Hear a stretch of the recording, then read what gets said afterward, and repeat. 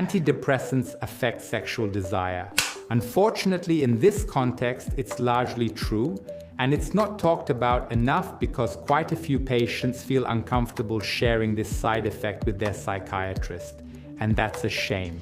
And I'll explain why it's a shame. First, because it's common. Second, because many times, even when the depression improves, this side effect doesn't always get better.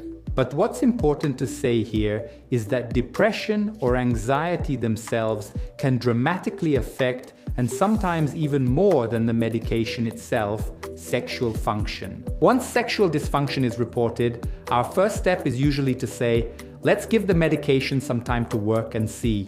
Sometimes just the improvement in depression or anxiety will lead to a greater improvement than the side effect itself, and that happens in many cases. However, as I said, this is a common side effect, and there are cases where even when depression and anxiety improve, the sexual side effects remain significant.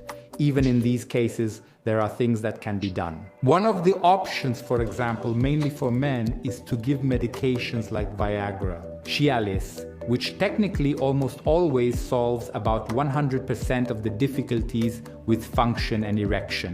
Still, there are patients for whom this will bother them, mainly in terms of desire and arousal, for which the medication response is less optimal. In such cases, today we have antidepressants from other families that have almost no sexual side effects. Usually, these are not used as a first-line treatment, but if needed, we can switch to them and thus continue to provide mental health support while maintaining sexual function, because we believe that normal sexual function is an essential part of a person's mental health.